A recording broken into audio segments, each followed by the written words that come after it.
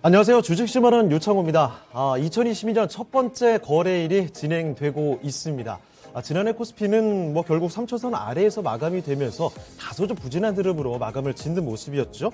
올해는 뭔가 좀 달라질까 기대와 또 우려도 같이 상존하는 모습인데 일단은 새해를 맞은 기대 심리로 상승 흐름을 타는 이 1월 효과에 대한 기대감도 상당히 나오는 가운데서 일단은 이번 주 확인해야 될 큼직한 이벤트들이 있습니다. 몇 가지들 확인해 보실 텐데 미국의 12월 고용 같은 주요 경제 지표가 일단은 있죠. 자, 그리고 또 하나 12월 FOMC 의사록도 확인을 해봐야 되겠고요. 또 국내 증시의 주력 기업들, 특히나 삼성전자나 LG전자 등의 잠정 실적까지 이런 이벤트들이 주식시장에 어떤 영향을 미칠지 정말 주목이 되고 있습니다. 이런 점을 기억해 두셔야 될 것 같고요.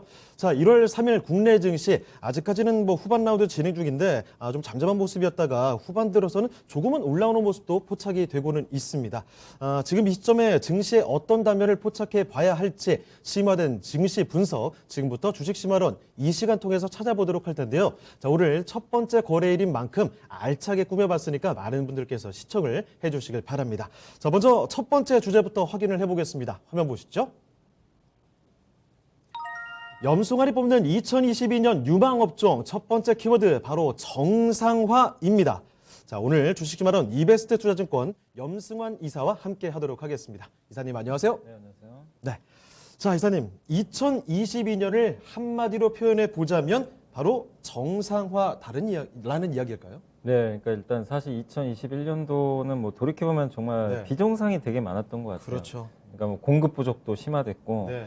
변이 바이러스가 이제 두 번이나 또 발생하면서 네. 또 위드 코로나도 쉽지가 않은 상황으로 좀 갔었고 그리고 그렇습니다. 물가가 이렇게 또 높아질지는 누구도 몰랐잖아요. 예. 물가 상승률도 굉장히 좀 높게 나오면서 증시에 이제 좀 큰 부담을 줬고 반도체가 또 없어서 자동차도 못 만들고 네. 그러니까 우리가 평소에 볼 수 없었던 그런 이제 리스크들이 자꾸 나오다 보니까 네. 한국 시장에도 좀 부담으로 작용해서 어떻게 보면 2021년도는 좀 비정상의 한 해였고 또 많은 분들이 이제 이렇게 투자 관점에서 보면은 미국으로 또 많이 넘어가셨죠. 맞습니다. 네, 디커플링이 이렇게 심했던 적은 저도 본 적이 없어요. 네. 그러니까 보통 미국이 10% 오르면 한국이 5% 오르거나 이러거든요. 근데 예.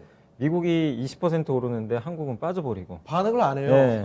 그래서 이제 이런 것들도 어떻게 보면 이제 우리가 볼 수 없었던 그런 흐름들이 좀 나왔던 건데 결국 예. 이제 올해는 이런 것들이 좀 반대로 좀 정상화되지 않을까. 일단 이렇게 보고 있고 네. 특히 이제 물론 가장 올해 화두가 되는 게 역시 그 통화 정책이잖아요. 금리. 그렇죠. 예, 미국이 3월부터 금리를 올릴 거라는 이제 얘기가 좀 나오고 있는데 미국의 금리 정상화. 한국은 이미 금리 인상을 시작을 했기 때문에 예. 금리 정상화에 들어갔는데 미국도 이제 여기에 동참할 가능성이 높아졌고 그래서 통화 정책도 이제 정상화될 가능성이 높고 반도체 공급 부족 이슈도 아직 완전히 끝난 건 아니지만 예. 이제 계속해서 이제 주요 CEO들이 얘기하는 건 올해 하반기부터는 정상화 될 것 같다 어느 정도. 이제 괜찮아지지 네, 않겠느냐. 그러니까 공급 부족도 이제 좀 피크아웃을 찌고 조금씩은 개선되는 모습을 대부분 예상을 하고 있고 그다음에 증시의 가장 큰 악재가 사실은 저는 물가 상승인 것 같아요. 네. 물가 때문에 이게 금리를 좀 빨리 올릴 수도 있다 보니까 이 인플레에 대한 리스크가 좀 상당히 큰 편인데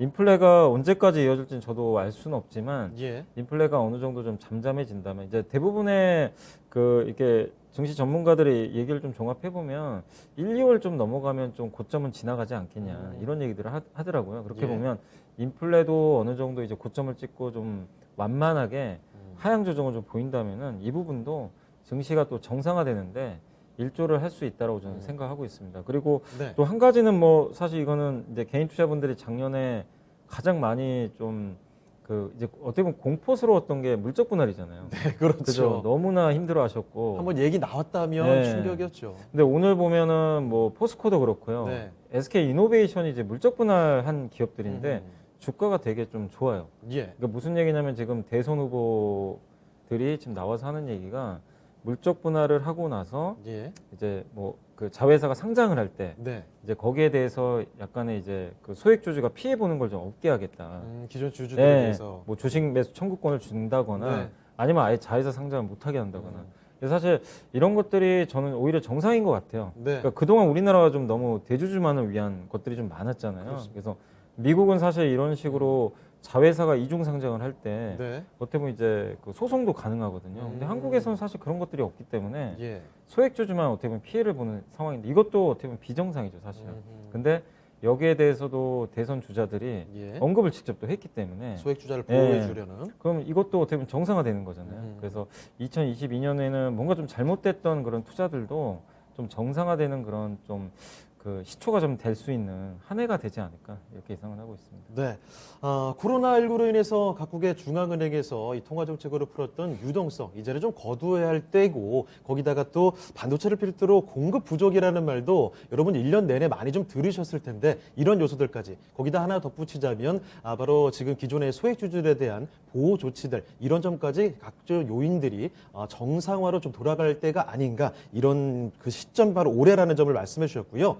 자, 그런데 이 정상화가 되는 바로 이 시기에 우리가 관심을 두는 건 역시 어떤 업종을 눈여겨봐야 되느냐 바로 이런 점이 아닐까 싶습니다. 그런데 이사님께서는 평소에 좀 친환경 강조해 주시는 것 같더라고요. 그중에서 이 수소 산업이 좀 핵심적이라고요?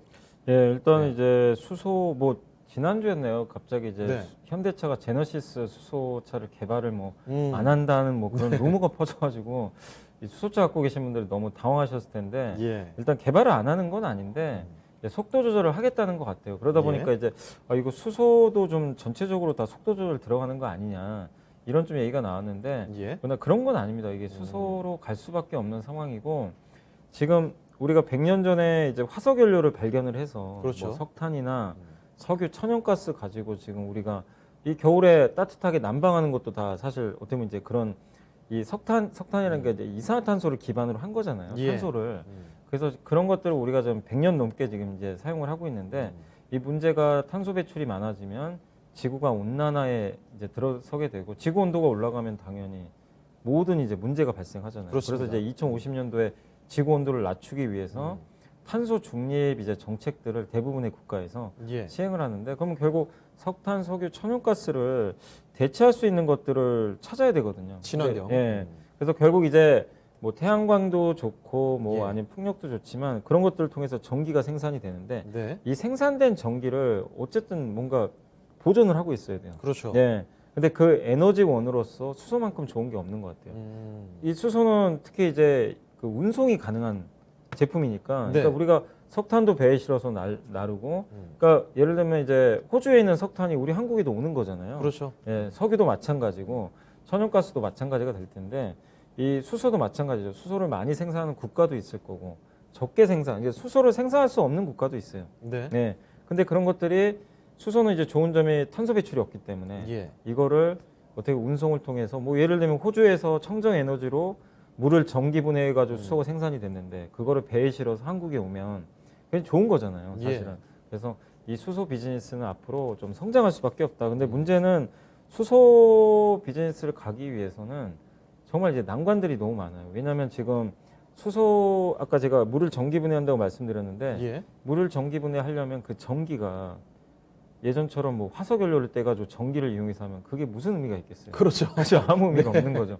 그러니까 그거를 어떻게 보면 친환경 신재생 에너지로 전기를 생산한 다음에 네. 그 전기로 물을 전기 분해해서 그 수소가 딱 나오게 되면 진짜 친환경 수소잖아요. 탄소 단계가 배출이. 좀 복잡하네요. 네.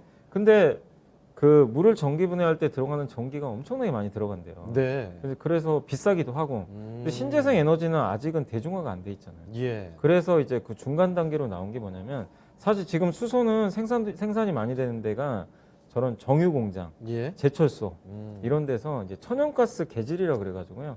천연가스를 열 반응을 하면 네. 수소 1톤이 나온대요. 예를 들면 그래요? 1톤이 나오는데 문제가 하나 있어요. 먹을까요? 수소 1톤에 이산화탄소가 8톤이 나와요. 그러면은 이건 친환경이 아니잖아요. 그러니까요. 예, 그래서 이제 좀 문제가 되잖아요. 예. 근데 이게 가장 뽑아내기가 쉽거든요. 왜냐면 어차피 석유화학 공장 돌아가니까. 그래서 CCUS라고 네. 탄소 포집 장치를 아. 옆에 딱 설치를 해주면 네. 그게 이제 우리가 많이 들어보셨어요. 블루수소라고 있어요. 예. 그러니까 제가 처음에 말씀드린 게 그레이 수소, 네. 일반적인 이제 공장에서 나오는 거, 그 탄소 방금 배출, 이산화탄소가 많이 섞여 예, 있다는. 그게 이제 회색, 예. 그레이 수소고 중간에 이제 탄소 포집을 해서 탄소를 없애주면 네. 그게 블루수소. 그게 진짜 친환경이군요. 예, 어떻게 보면 약간 중간 단계일 수도 있어요. 네. 예, 그리고 이제 마지막에 아까 처음 말씀드린 그린수소. 아하. 물을 전기 분해하는 거. 네. 근데 이거는 너무 힘들어요, 당장.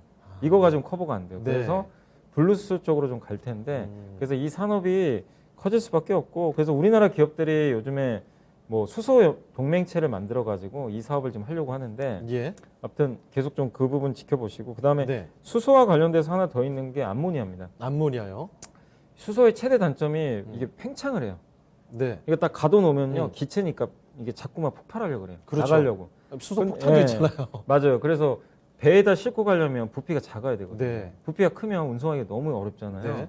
암모니아로 바꿔주면 돼요. 수소가 아. H잖아요. 예. 근데 거기에 이제 암모니아랑 네. 어떻게 보면 이제 그 수소기체 두 개를 넣어서 NH3가 우리 흔히 암모니아라고 아마 아, 그렇습니다. 기억하실 거예요. 우리 네. 과학 시간에 배웠던 것처럼. 이과 시간이네요. 네. 그래서 그거를 만들면 돼요. 그렇게. 예. 그러면 암모니아는 기체인데 그거 좀 안정적인 거예요? 굉장히 안정적이에요. 아. 그리고 이 부피가 되게 작아요. 예. 그리고 상온에서 액화할 수도 있고 그러니까 수송하기엔 최적이네요. 수소는 되게 낮은 온도로 가야 돼요. 예, 예. 이거를 운송을 액화수소로 하려면 네. 그래서 암모니아가 되게 좋아요. 그래서 암모니아 이 시장 자체가 수소랑 원래 암모니아가 비료에 쓰이잖아요. 네. 그거 말고 이제 수소랑 엮여서 굉장한 모멘텀을 받을 수 있는데 그래서 수소와 관련돼서도 여러분들이 한번 보실 때 네. 암모니아 쪽도 한번 체크해 보시면 좋을 것 같습니다. 알겠습니다. 자, 친환경 쪽에 대한 이야기를 많이 좀 들어보셨을 겁니다. 그 중에서도 특히 많이 거론되는 게 수소 쪽이죠.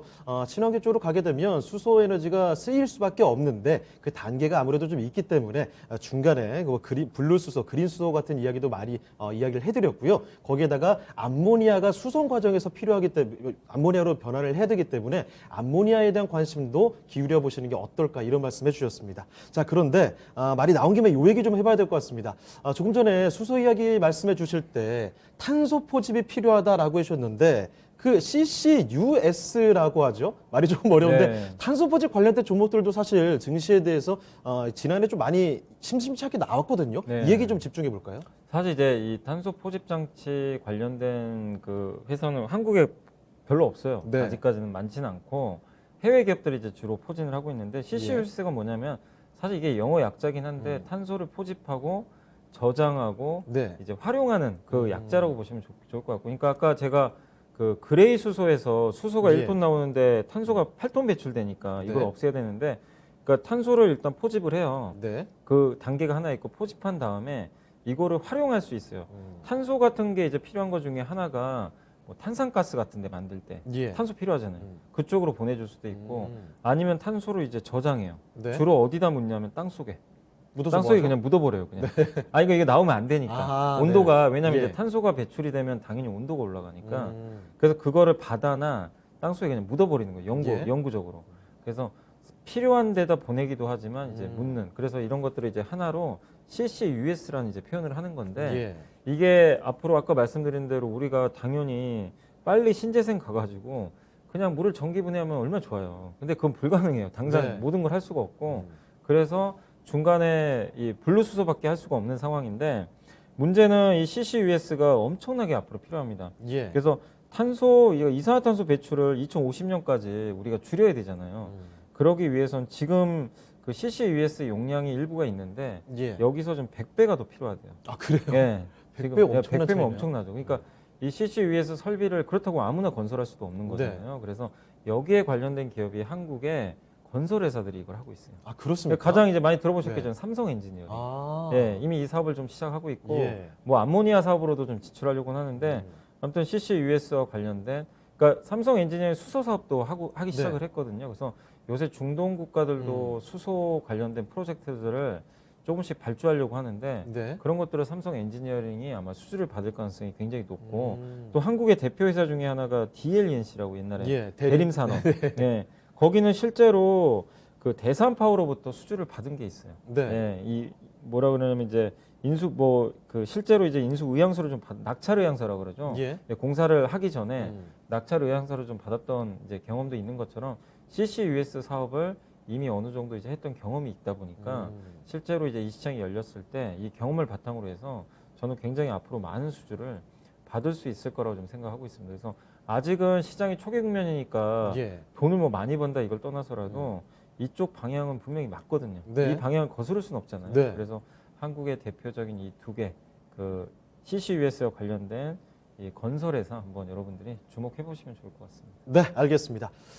친환경에 대한 이야기 좀 집중을 해봤습니다. 이 중에서도 수소 산업 이쪽으로 완전히 이행을 하기 위해서는 중간의 과정상 탄소 포집을 할 수밖에 없고, 그래서 CCUS죠. 탄소 포집, 저장, 활용에 대한 이런 기술들이 분명히 필요할 수밖에 없다고 하는데, 이 중에서도 이 관련된 기술을 하고 있는 삼성 엔지니어링이라든지 DLENC 이런 종목들로 관심을 기울여 보셔도 좋지 않을까 싶네요. 자, 이렇게 유망업 쪽으로 친환경 이야기를 말씀드렸는데, 사실 우리의 첫 번째 키워드 이 정상화라는 측면으로 조금 더 집중을 해보면요. 코로나19로 인해서 충격이 컸던 업종들, 아마 다들 아실 텐데, 이 업종들이 정상화 국면 속에서는 다시 살아날 것이다라는 게 바로 그림이 좀 그려지거든요. 자, 리오프닝 쪽입니다. 엔터나 여행, 항공, 바로 이쪽도 봐주셔야 될 것 같은데, 리오프닝에 대한 얘기, 그리고 유망 종목까지 같이 좀 꼽아주실 수 있을까요? 일단 이제 올해 가장 화두가 될 게 리오프닝이고, 사실 예. 이제 작년에 리오프닝 기대감이 높았다가 오미크론 변수 때문에 네. 좀 이제 무산돼 버렸죠. 그래서 지금 사회적 거리두기가 더욱더 강화되고 있고, 이제 백신 패스까지 시행이 될 정도로 네. 굉장히 지금 어려운 국면을 좀 이어지고 있지만, 다행스럽게도 지금 오미크론이 치사율이 되게 낮다고는 하더라고요. 네. 그러니까 오미크론은 이제 보통 이제 우리가 변이 바이러스라든가 바이러스 걸렸을 때 제일 위험한 게 중증으로 전염되는 건데, 그렇죠. 그럴 때 대부분이 폐에 전염이 되거든요. 예. 근데 이제 이거 같은 경우는 목 같은데, 그러니까 우리가 이제 보통 감기 걸리면 목이 좀 따갑거나 그러잖아요. 네. 약간 그런 수준인 경우가 되게 많대요, 환자들이. 네. 그렇다는 얘기는 전염성은 되게 높죠. 예. 목이나 이런 데는 쉽게 전염이 되거든요. 그렇습니다. 근데 대신에 이제 폐로 안 가기 때문에 사람이 죽지는 않겠죠. 음. 죽는 확률은. 그래서 전염성이 높다는 게 계속 이제 어떻게 보면 방역을 강화시켜서 리오프닝을 늦추는 뭐 부분들은 분명히 있겠지만, 예. 사람이 이거 감기처럼 걸려도 죽진 않겠구나, 약 먹고 낫겠구나. 네. 그리고 거기다가 그 머크나 화이자의 이제 경구용 치료제가 승인받았잖아요. 네. 이게 만약에 나오게 된다라면은 결국에는 이 우리가 외출하는 것 자체는 크게 이제 두려움은 안 갖게 될 가능성이 그렇죠. 높거든요. 심리적인 공포, 두려움 이런 것들은 현저하게 낮아지겠죠. 네, 낮아지겠죠. 그래서 처음에 그러니까 많은 분들이 오미크론 나왔을 때 걱정했던 게, 네. 재작년 3월에 그 처음 이제 그 공포가 지배했을 네. 때 약간 그거를 걱정을 많이 그렇죠. 하시더라고요. 네. 이 그때처럼 가면 어떡하지? 근데 다행스럽게도 그건 아닌 걸로 좀 최근에 예. 데이터들이 나왔기 때문에 결국 저는 시간의 문제다. 그 작년하고 올해가 좀 달라진 건 확실히 부스터샷도 지금 많이 맞기 시작했고, 예. 경구용 치료제라는 게임 그 체인저가 나왔잖아요. 예. 이런 걸 봤을 때는 리오프닝의 속도는 좀 빨라지지 않을까. 그래서 여기서 이제 우리가 주목을 해야 될 건, 만약에 리오프닝을 했을 때 수혜를 받을 수 있는 기업은 역시 두 가지로 먼저 나누는 게 좋은데, 네. 첫 번째가 그 국내 쪽에 좀 집중된 회사들. 이런 쪽은 당장 리오프닝을 지금도 사실 뭐 리오프닝을 안 하더라도 소비는 워낙 좀 좋기 때문에 예. 수혜를 받을 수 있는데, 이제 가장 대표적인 게 저는 일단 엔터 쪽. 엔터. 예, 엔터가 플랫폼 기업이긴 하지만 예. 기존에 그 이런 코로나 이슈에도 불구하고 돈을 잘 벌었어요. 네. 콘서트를 못 했는데. 온라인으로 잘 하더라고요. 네, 근데 여기에 이제 콘서트까지 가능하다면, 실제 지금 가수들이 콘서트를 또 하고 있더라고요. 네. 이제 부분적이지만 어느 정도 오미크론이 있는데도 콘서트를 아예 못 하는 건 아닌데, 네. 만약에 콘서트가 완전히 재개가 되면 매출액은 더 추가가 되겠죠. 엔터 회사들의 상당한 매출의 비중이 콘서트에서 나오는 맞아요. 거죠. 예. 근데 이제 그게 없었는데도 예. 실적이 좋았거든요, 사실은. 근데 이게 붙게 되면 굉장한 또 주가 재평가가 일어나기 때문에 예. 한번 여러분들이 그 엔터 쪽 관심 있게 보시고, 거기서는 저는 이제 JYP 엔터를 좀 개인적으로는 네. 좀 선호를 하고 있고요.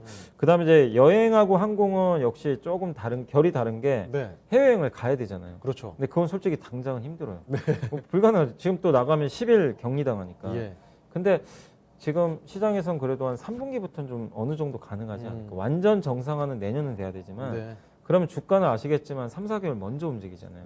그래서 올해 만약에 하반기를 우리가 예상을 한다면 봄부터는 해외여행과 관련된 리오프닝 주들도 한번 볼 때가 온 것 같아요. 그래서 지금 순서상으로는 내수와 관련된 리오프닝을 먼저 보시되, 예. 그 후에는 한 봄 정도 됐을 때는 해외여행과 관련된, 대표적으로 여행업종 중에선 저는 이제 하나투어 예. 좋게 보는 게, 여행주들은 구조조정을 굉장히 심각하게 했어요. 그렇습니다. 1000개의 여행사가 없어져 버렸어요. 네. 폐업을 했기 때문에 하나투어도 한 300명 이상의 직원들이 나갔죠. 네. 예, 근데 이제 결국엔 여행 수요는 늘 거예요, 한 번에. 네. 그러면 비용은 줄고 매출은 증가하겠죠. 네. 그럼 이익이 늘어나니까 이런 이제 대표적인 여행주 잘 보시고, 항공주는 좀 투자하실 때 우선순위는 좀 떨어집니다. 왜냐하면 구조조정이 안 됐어요.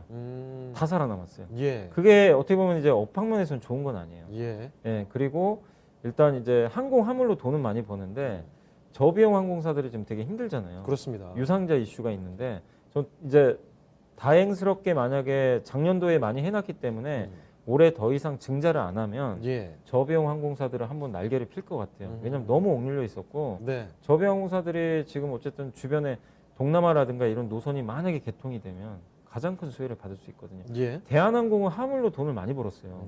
근데 저비용 항공사는 그러지 못했어요. 네. 그 역으로 이게 바뀔 수도 있다. 그래서 저는 진에어 한번 좀 주목해보자 이렇게 말씀드리겠습니다. 네, 알겠습니다. 자, 일상으로의 복귀, 그러니까 리오프닝 관련된 종목들에 대한 이야기를 나눠봤는데요. 자, 이번에 하고 싶은 얘기는 이 일상 속에서 맞닥뜨리게 되는 이 앞으로 사회 구조의 변화라고 할까요? 현재 진행형이기도 합니다. 바로 이 고령화로 인한 의료기기 산업의 발달이라고 볼 수 있을 텐데, 증시에서도 관련 종목들 요새 사실 굉장히 좋습니다. 상승세 계속 좀 지속될까요? 근데 사실 이제 요거 말씀드리기 전에 예. 오늘 아침에 뭐 뉴스 보셨겠지만 오스테인 플란트가 네, 갑자기 횡령 소식이 나와가지고 1,800억 원인가요? 네, 이거 저도 진짜 깜짝 놀랐거든요. 그래서 저도 사실 오스테인 플란트를 굉장히 선호하는 기업 중에 하나인데 예. 임플란트 시장은 엄청나게 지금 고성장하거든요. 그렇습니다. 그래서 작년부터 주가도 많이 올랐고 대장주인데 좀 안타까운 일이 좀 발생해서 좀 주주분들 입장에서는 이게 주주분들이 잘못한 건 아니고요. 그렇습니다. 회사의 직원이 뭐 횡령할 줄 누가 알았겠습니까? 어떻게 1,800억 원을 그렇게 그러니까요. 쉽게? 근데 더 놀라운 건 그걸 네. 가지고 또 동진세미캠 주식을 샀다는 그 맞아요. 얘기가 또 나왔더라고요. 그래서 동진세미캠 주주들도 지금 굉장히 피해를 보고 있죠. 주가가 또 빠지고 있거든요. 오늘 많이 같이. 데려가더라고요. 그래서 이런 것들은 사실 이제 회사, 그러니까 어떻게 보면 임플란트나 아까 동진세미캠도 마찬가지지만 예. 회사 펀더멘탈 이슈는 아니에요, 사실은. 음.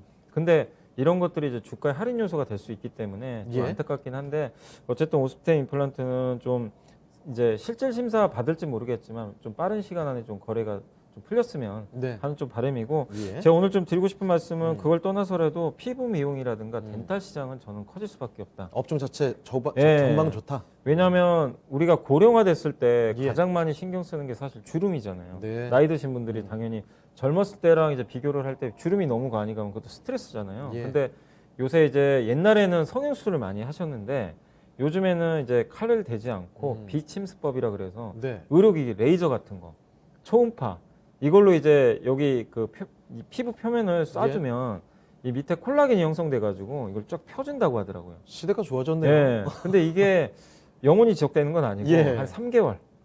근데 효과가 좋으니까 계속 한대요. 저도 혹하는데요. 그러니까 이게 비즈니스 모델은 좋죠. 예. 한 번 하고 끝나면 그거는 의미가 없잖아요. 이 그렇습니다. 기업 입장에서는. 네네. 근데 만약에 3개월 한씩 반복해야 된다.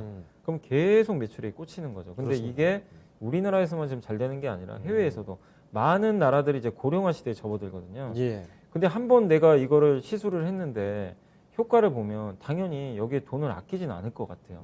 그래서 시장은 점점 커지고 있고 또 한 가지가 고령화되면은 치아가 되게 안 좋아집니다. 맞습니다. 그래서 약해지잖아요. 그래서 임플란트 많이 하고 예. 그게 그런 거고 그래서 임플란트라든가 또 요새 치아 교정하시는 분도 많으신데 네. 옛날에는 우리 보철을 많이 했잖아요. 예. 근데 이제 요즘엔 투명 교정기 이쪽 시장도 커지고 있어요. 그러니까 맞아요. 이제 미간에 되게 좋기 때문에. 근데 그거를 또 하려면 뭐를 해야 되죠? 뭐 임플란트를 한다거나 투명 교정기 같은 걸 하려면 우리가 옛날엔 석고 떴잖아요. 네. 예, 기억하실지 모르겠지만 옛날엔 석고 떠서 기억합니다. 기공사한테 맡기면 거기서 이제 한 며칠 후에 떠가지고 네. 이제 그거 그대로 본 떠가지고 했잖아요. 되게 불편하잖아요, 사실. 예. 요즘엔 디지털로 스캐닝을 다 떠버려요. 3D 프린팅이 네, 됩니까? 맞아요. 3D 프린팅. 오. 그러면 이제 금방 되는 거죠. 네. 그래서 덴탈 산업이 커지면 음. 그 방금 말씀드렸던 대로 디지털 인프라 관련된 예. 뭐 의료 장비, 아까 스캐닝 해주는 회사, 네. 3D 프린팅 이쪽과 관련된 산업도 커질 수밖에 없어요. 그러니까 덴탈 시장 하나만 끝이는 게 아니라 네. 마치 메타버스 되면은 반도체가 되는 것처럼 네. 인프라 관련된 회사들도 체크하시면 좋고 그러니까 이게 여러분들이 이거를 뭐 제가 이제 말씀을 드렸지만 이걸 부인하시면 뭐 저도 할 말은 없는데 누구도 부인을 못 하실 것 같아요. 그렇죠. 고령하잖아요. 인구 고령화를. 구조상 그렇게 갈 수밖에 네, 없으니까요. 근데 아마 분명히 이제 리프팅이라든가 이런 시술 한번 해보신 분들은 아마 공감은 하실 거예요. 네. 근데 투자하시는 분이라면 그런 경험을 그냥 그랬구나 하지 마시고 한번 음. 직접 투자로 연결하는 것도 좋은 방법이니까 한번 고령화 테마도 고민해 보시면 좋을 것 같아요. 네, 좋습니다. 이렇게 염승환 이사와 함께하는 2022년 유망업종 첫 번째 키워드 정상화에 대한 이야기 좀 풀어봤는데요. 다음으로 두 번째 키워드도 확인해 보도록 하겠습니다. 화면 보시죠. 자, 두 번째 키워드는 변화와 투자입니다. 바로 이런 키워드가 꼽혀 있는데, 거대한 변화들에 직면한 업종들에 대한 이야기, 지금부터 풀어볼 텐데요. 첫 번째로 디스플레이부터 좀 이야기를 해 보겠습니다. 디스플레이는 사실 뭐 많은 분들이 관심을 갖는 성장 섹터는 아닐 수도 있겠지만, 이 중에서도 기대감을 갖는 쪽이 있죠. 바로 OLED입니다. 특히 한국 시간으로 6일 오전에 개막하는 이 CES 다들 알고 계시죠? 이 CES를 통해서 OLED 생태계가 확장될 것이다. 바로 이런 기대감들이 최근에 많이 증폭이 되고 있는데요. 자, 이사님, OLED 어떤 이야기 해주실까요? 그러니까 이게 주식 투자를 하실 때 네. 그 숫자만 보시면 절대 안 되는 게요. 네. 왜 이 말씀을 드리냐면 많은 분들이 그래요. 이 회사 돈 잘 버니까 내가 투자해서 이렇게 저평 뭐 PER 3배? 네. 이건 난 무조건 수익 나겠다. 이러고 투자하시는데 그런 네. 기업이 반토막 나기도 해요. 음. 근데 나중에 1, 2년 지났는데 적자나기도 합니다. 예. 왜 그러냐면 재무만 보시면 안 되는 게 이 회사가 속한 산업의 경쟁 강도랑 트렌드를 보셔야 돼요. 네. 왜 제가 이제 디스플레이 OLED 물어보셨지만 예. 이 OLED 전에 우리가 많이 썼던 게 LCD고 예. 지금도 LCD TV 많이들 보잖아요. 그렇죠. 사실 여전히 대세는 LCD지만 예. LCD 기업에 만약에 제가 여러분한테 이제 LCD 기업 투자 좀 해보세요 이러면은 아마 저한테 다 욕을 하실 거예요. 분명히 그럴 겁니다. 지금 말도 안 되는 소리 하고 있다고. LCD 때문에 LG 디스플레이가 힘들어졌잖아요. 예. LG 디스플레이가 잘했지만 적자를 냈던 이유가 일단 LCD는 점점 이제 그 매출처가 줄기 시작합니다. 네. 이제 TV마저도 OLED로 바뀌어가요 조금씩. 그죠? 거기다가 LCD를 지금 중국의 BOE가 꽉 잡고 있어요. 옛날에 우리나라가 1등이었잖아요. 맞아요. 그러니까 이제 BOE가 다 해버리니까 음. 한국은 점점 설 자리를 잃어가고 그리고 점점 이제 근데 지금 OLED는 되는 이유가 BOE가 아직 OLED를 제대로 못 만들어요. 나중에 OLED가 LCD처럼 또 만들지 모르겠지만 네. BOE가 아직은 그럴 걱정한 단계는 아닌데 네. 왜 서두에 이 말씀을 드리냐면 여러분이 갖고 있는 기업이 LCD 같은 산업에 속해 있으면 네. 안 된다는 거예요. 심각하게 고민해요. 그 기업이 네. 돈 잘 벌어도요. 어떻게 될지 몰라요. 그 종목이 회사가 속한 업종 자체의 성장성 미래를 봐야 네, 돼요. 그게 구조적으로 무너지는 산업이면 네. 지금 돈 잘 버는 게 아무런 의미가 없다는 겁니다. 그러니까 예를 들어서 만약에 지금 내연기관차로 떼돈을 벌어요. 네. 엔진 만들어서. 그 기업은 어떻게 될지 지금요? 몇년 후에는. 다 전기차 만드는데. 그러니까 안 되잖아요. 네. 변속기 같은 거. 그러니까 저는 이게 다 똑같다고 생각하거든요. 그래서 OLED가 제가 OLED를 왜 주목을 해야 되냐면 네. 이제 LCD에서 디스플레이가 바뀌잖아요. 근데 이 OLED는 거의 우리나라만 해요. 네. 근데 OLED는 이제 다 채택될 거예요. TV, 그다음 뭐 스마트폰은 이미 돼 있고 네. AR, VR 글래스 음. 여기도 들어가죠. 그럼 메타버스 미래잖아요. 예. 우리 미래. 거기도 들어가기 시작하고 이제 아이패드, 네. 노트북에도 이제 탑재가 되더라고요. 그러니까 모든 디스플레이가 다 LCD에서 OLED로 넘어가는 이제 변화죠. 그래서 예. 제가 이제 변화에 주목하자는 얘기가 그 얘기인데 이번 CES에서도 그런 OLED 관련된 대화면 이런 것들이 많이 나올 텐데 OLED 수요처가 늘어나고 삼성이 드디어 그 대형 OLED 디스플레이 양산을 하기 시작한 것 같아요. 예. 그러니까 이제 LCD 시장의 시대가 저물고 OLED가 넘어갔을 때 누가 수혜를 받겠느냐. 역시나 가장 큰 수혜를 받는 업체들은 LG 디스플레이도 있겠지만 예. 그 소재, OLED 소재를 만드는 기업들이 계속 좋을 수밖에 없습니다. 그래서 예. OLED 디스플레이 관련된 회사들 계속 관심을 가져보시면 좋겠습니다. 네. 자, 이렇게 변화를 맞이하는 기업들을, 그런 업종들을 우리가 추적을 해야 된다는 겁니다. LCD에서 이제 OLED로 넘어가는, OLED의 수요가 점점 더 다변화되는 이런 시기이기 때문에 OLED 쪽에 관심을 기울여 볼 필요가 있다라는 점 강조를 해주셨고요. 자, 그리고 이쪽에 대한 관심도가 더 크지 않을까 생각이 드는데, 모빌리티입니다. 이사님, 자동차도 이제는 소프트웨어라고요? 네, 그러니까 자동차도 하드웨어 아니에요?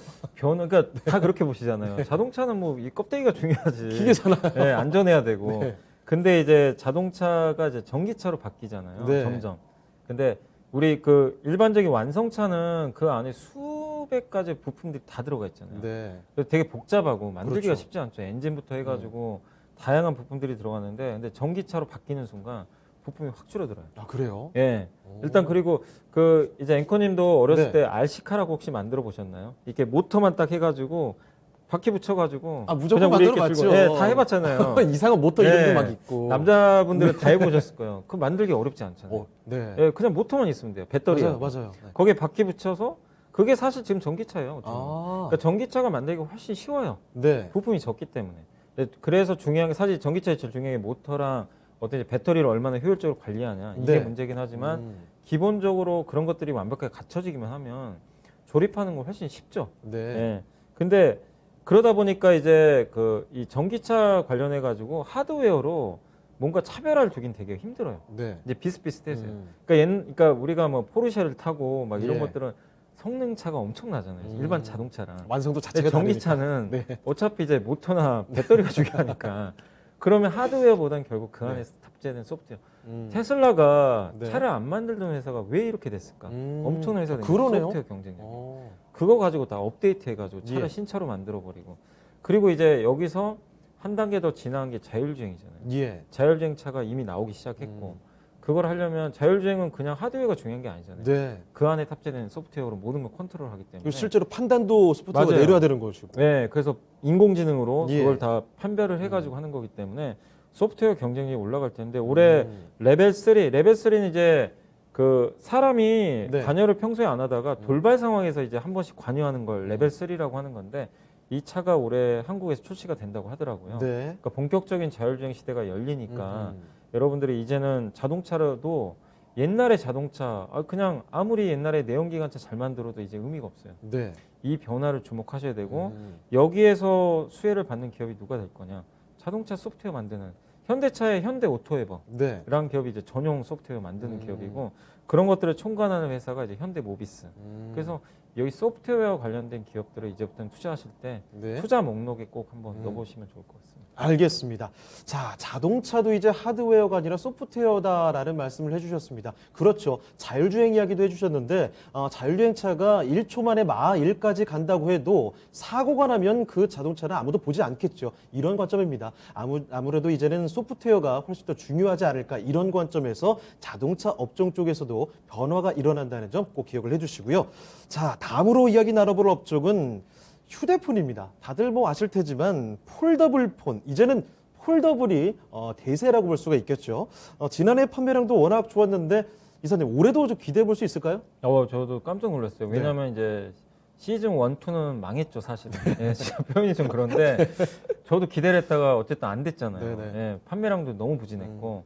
근데 시즌 3 이제 작년에 나왔던 모델이 아마 이게 저도 이렇게 한 번씩 길 가다 보면요 여성분들이 정말 그 갤럭시 Z 플립 3인가요? 네. 그거 엄청나게 쓰시더라고요. 맞아요. 네, 진짜 많이 갖고 다녀요. 제 주변에도 인기가 보통이 맞아요. 아닙니다. 예, 그러니까 굉장히 이제 빅히트를 한 건데, 네. 그러니까 깜짝 이제 어떻게 보면 이제 매출액이 나올 것 같고 작년에 아마 1,000만 대 정도 판매했다는 얘기가 나왔더라고요. 네. 굉장히 이게 갤럭시 노트가 한 1,000만 대 가까이 판매되거든요. 그러니까 노트 대신에 네. 이제 폴더블 폰 시대가 열렸고 올해는 아마 1,500만 대 이상 와, 판매될 1,500만 거예요. 대. 근데 올해는 더 진화를 하겠죠. 예. 왜냐하면 삼성도 고민이 컸을 게 작년에 실패했으면 네. 이게 폴더블 폰이 없어질 수도 있어요. 사실. 아니 어떻게 계속 하겠어요? 안 되는데. 그렇죠. 근데 살아났기 때문에 네. 좀 더 진화된 모델. 뭐 이렇게 2번 접는 모델도 개발 중인 것 같고 네. 롤러블 폰도 만들기도 네. 하는 것 같은데 여기에 또 애플도 참전할 거란 얘기도 나와요. 근데 이제 많은 분들이 항상 이제 이러면은 좀 걱정하시는 게 이러다 중국이 하면 또 어떡하냐. 아, 그렇죠. 근데 그건 걱정하지 마세요. 품질이 너무 안 좋아요. 아, 기술력이 아직 안 됩니까? 예, 이거는 그냥 일단 따라올 수가 없어요. 당분간. 그래서 너무 중국은 걱정하지 마시고 네. 애플이 끼어들면 또 악재다 이러는 분이 있는데 네. 애플이 들어와야 호재예요. 오히려 경쟁이 되니까요. 애플이 들어왔다는 네. 건 인정하는 거예요. 아. 폴더블 된다. 네. 안 되면 들어올 리가 없어요. 인정의 시그널. 네, 그러면 시장이 엄청 커져요. 애플이 들어오는 순간 네. 파이가 커져버려요. 엄청나게. 그럼 삼성은 폴더블 폰 부품도 만들잖아요. 네. 그럼 그 매출이 또 붙겠죠. 애플이 주로 많이 납품을 할 거예요. 예. 그러니까 삼성은 시장이 커져서 좋죠. 부품 납품에서 좋죠. 그래서 폴더블 폰에 대해서는 여러분들이 애플이 출시하는 시점까지는 한번 계속 관심을 가져보시면 좋겠고 네. 그래서 폴더블 폰과 관련해서는 이제 왜 여기에 좀 담아봤냐면 변화가 생겼잖아요. 네. 기존의 스마트폰이 바타입인데 네. 접는 폰이 흥행을 했어요. 그러면 여기에 관련된 사업을 하는 대표적인 회사가 힌지. 접는 거. 네. 그 회사 이거 원래 기존 폰에는 없잖아요. 힌지. 네, 그렇습니다. 이 회사들이 수혜를 받을 수밖에 없겠죠. 어떻게 보면. 게다가 아까 2번 접는 거 말씀해 주셨는데 그럼 더 필요하죠. 2배 아닙니까, 매치? 네. 근데 그게 이제 어떻게 만들지 모르겠지만 변화의 중심에 서 있는 업종이잖아요. 어떻게 보면. 예. 그런 기업들을 여러분들이 한번 잘 살펴보시면 좋을 것 같습니다. 알겠습니다. 자, 폴더블 폰 뭐 워낙에 지난해 핫했고 올 한해는 더욱더 기대감을 모으게 됩니다. 자, 그래서 이렇게 접는 폰에 대해서 관련된 종목들도 주목을 해보면 좋을 것 같다는 생각이 들고요. 자, 그리고 또 한 가지 살펴보겠습니다. 이 업종은 좀 재밌습니다. 자, 이사님. 쓰레기가 돈이 되는 시대입니까, 네. 이제? 무슨 얘기죠? 그러니까 우리 주변에 뭐 쓰레기 네. 엄청 많잖아요. 처리하기도 힘들고 네. 그런 걸 뭐 소각도 하고 네. 하는데 뭐 유해가스도 많이 배출되고 하는데 이런 쓰레기들을 이제 재활용하는 거예요. 예. 예를 들면 이제 플라스틱을 그냥 하나 예를 들면 플라스틱 안 썩잖아요. 네. 바다에 둥둥 떠 있으면 엄청나게 피해를 주잖아요. 그렇습니다. 썩질 않아요.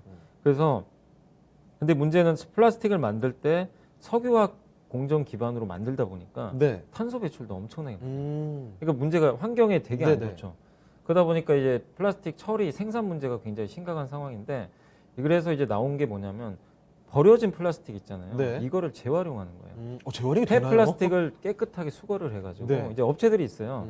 그래서 이걸 필요로 하는 진짜 이제 플라스틱을 필요로 하는 회사들한테 넘겨주는 거죠. 네. 그럼 거기서 이제 재가공을 하겠죠. 음. 그런 게 있을 수 있고 또 폐 플라스틱을 그 이렇게 불에 태우면 돼요. 예. 보통 시멘트 회사들이 유연탄을 이제 가열을 해가지고 그거 가지고 그 열로 시멘트를 만드는데 네. 그 유연탄 가격이 엄청 올랐어요. 그러다 보니까 요즘에 나오는 게 폐 플라스틱을 태워요. 예. 그거 원료로 쓰면 돼요. 아, 그렇습니까? 네, 그러면 또 시멘트가 만들어져요. 어. 그러니까 버리는 이 플라스틱을 네. 그런 식으로 돌려버리면 재활용이 가능하니까 네. 쓰레기가 안 되잖아요. 음. 탄소 배출도 줄 수가 있고 예. 이런 부분에 있어서 여러분들이 한번 주목을 해보시면 좋을 거예요. 그러니까 뭐 예를 들면 또 이렇게 소각할 때 나오는 열이 있어요. 스팀. 예. 스팀이 많이 나오는데 그런 것들을 이용해가지고 또 발전소에 공급을 해주고 열 같은 거. 그러니까 버려지는 그런 이제 쓰레기들을 이용을 하는 거죠. 정말 낭비 없는 시대네요. 네. 그러니까 이것도 하나의 변화잖아요. 기존의 예. 쓰레기 업체들은 매립을 하거나 그렇죠. 그냥 태워서 그냥 끝났어요. 쓰레기는 쓰레기에서 끝난 네, 겁니다. 끝났는데 이 쓰레기로 돈을 벌어요. 아하. 그 업체들이 근데 많지 않은 게 네. 쓰레기, 그러니까 이 폐기물 업체들은 제한돼 있잖아요. 네. 정부 허가도 받아야 되고, 뭐, 아니 내 땅 주변에 누가 쓰레기 업체가 들어오는 거 원하겠어요. 그렇죠. 솔직히 안 좋잖아요. 네. 만들 수가 없어요. 가점 형태예요. 그래서 이런 것들이 돈이 되니까, 그래서 대표적인 게 뭐 SK가 SK 에코플랜트 자회사 갖고 있고, 네. 인선 ENT, 인선이에티. 코엔텍 이런 네. 기업들이 대표적인 폐기물 회사니까 눈여겨보시면 좋겠습니다. 네. 자, 폐기물도 돈이 되는 시대다라는 점까지 이야기를 들어봤습니다. OLED부터 모빌리티 그리고 폴더블과 이 폐기물까지 변화되는 세상 속에서 우리 투자자분들이 주목해봐야 되는 새로운 유망 섹터들 이야기를 나눠봤는데요. 자, 마지막으로 한 가지만 더 확인을 해보도록 하겠습니다. 자, 이사님, 지난해 1년 내내 사실 나오던 이야기가 있잖아요. 이 반도체 공급 부족이다 하면서 증시 상승을 가로막는 참 풀리지 않는 숙제 같은 네. 이야기였는데 이 문제에 대해서도 이야기 좀 해주시죠.